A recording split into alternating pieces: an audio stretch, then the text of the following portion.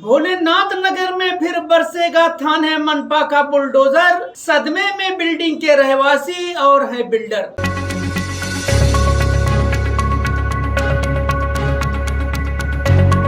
मैं सुल्तान रिजवी और आप देख रहे हैं डीडीएस टीवी न्यूज। दर्शकों, एक बार फिर दीवा प्रभाग समिति के अंतर्गत भोलेनाथ नगर में मनपा का बुलडोजर गरजने वाला है और ये गरजने की आवाज कल सुबह सुनाई देगी और यहाँ पर बच्चों की, महिलाओं की आवाजें भी सुनाई देंगी, उनके चीख पुकार भी नजर आएंगे। वो इसलिए कि घर खाली करा करके पूरी इमारत को तोड़ने का फैसला कर लिया गया है और पूरी तैयारी हो गई है। जो इमारत टूटेगी, जिस पर बुलडोजर चलेगा, उसका नाम है अनम पैलेस। देखिए कितनी शानदार इमारत बनी हुई है। ये 9 मंजिला इमारत है, भोलेनाथ नगर में सनराइज टावर से आगे है। और ये जो इमारत है, इसका विवाद चल रहा था, जमीनी विवाद चल रहा था सुभाष बालू भास्कर और उनके भाइयों में। जमीनी विवाद ऐसा था कि फ्लैट को लेन देन को लेकर के, कुछ हिस्से के बंटवारे को लेकर के आपसी विवाद हुआ और सुभाष भास्कर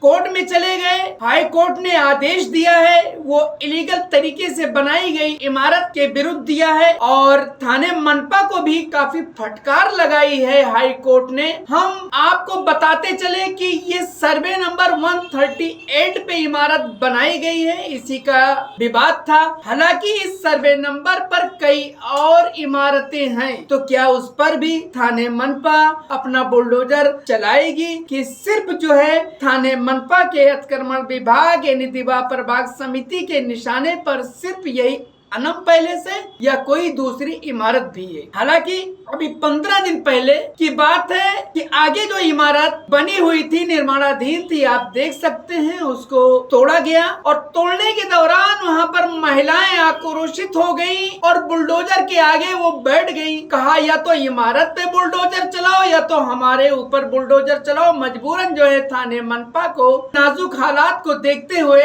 बुलडोजर लेकर के वापस जाना पड़ा। हालांकि उनको जितनी कार्रवाई करनी थी उन्होंने कार्रवाई की, लेकिन अब यानी 7 अक्टूबर अनम पैलेस के लिए काफी मनहूस साबित होगा। इसलिए कि खबर ऐसी है कि एक फ्लैट से रहवासियों को निकाला जाएगा, खाली कराया जाएगा, उसके बाद फिर उसको तोड़ा जाएगा। इस दौरान अगर किसी ने सरकारी काम में बाधा डाला तो उनके खिलाफ कानूनी कार्रवाई की जाएगी। हालांकि पुलिस अभी से पूरा जायजा ले रही है, थाने मनपा के अधिकारी आ जा रहे हैं और पूरे भोलेनाथ नगर में अनम पैलेस पर बुलडोजर चलने की चर्चाओं का बाजार पूरी तरीके से गर्म है। अब ये इमारत बचती है या पूरी तरीके से टूटती है, ये तो कल ही हालात पता चलेगा। लेकिन जो खबर आ रही है उसके मुताबिक मैं आपको बता रहा हूँ कि कल कार्रवाई होना तय है। न्यायालय से पूरी तरीके से इनको राहत नहीं मिली है और न्यायालय ने इस तरीके से थाने मनपा के अधिकारियों को फटकार लगाई है कि वो मजबूरन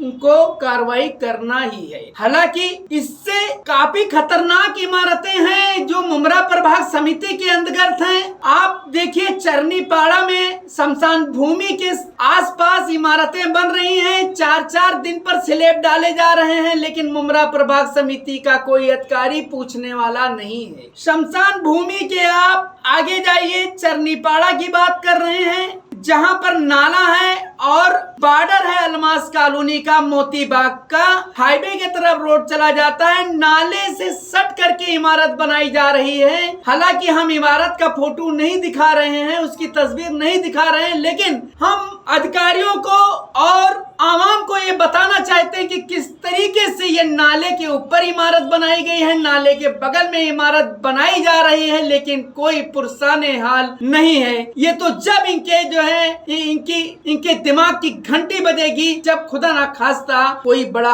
हादसा होगा। जो नाले के बगल में इमारत बनी हुई है, अब तक 5वां-6ठा माला हो गया है और कई बार तो ऐसा हुआ है कि पिलर जो है दरक गया है।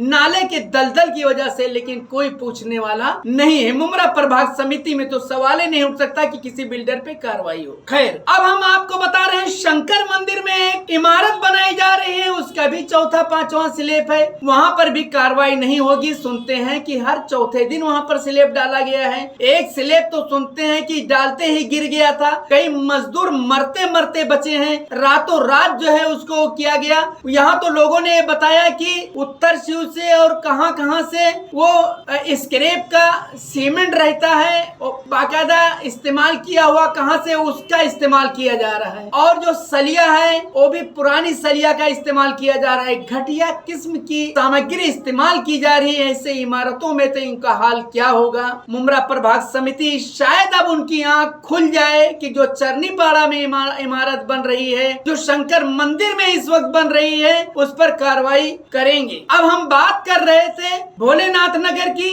तो कल जो है सुबह से कार्रवाई वहां पर शुरू हो जाएगी। अधिकारी वहां पर सर्वे कर चुके हैं और आ जा रहे हैं, पूरे हालात पर नजर रखे हुए हैं। अब इनको तो सिर्फ बचा सकता है तो ईश्वर ही बचा सकता है कि कोई बड़ा जो है मंत्री या कोई बड़ा अधिकारी जो है इनके सर पर हाथ रखे, इन रहवासियों तो इनका आशियाना बच जाए, अन्यथा अनम पैलेस पे बुलडोजर चलना तय है। मैं सुल्तान रिजवी और आप देख रहे हैं DDS टीवी। अदर वैक्सीन्स और यही नहीं, मुमरा की बड़ी समस्याएं जैसे कि एडिक्शन और ऐसी ही बीमारियों के लिए भी preventive and rehabilitative services available की गई है।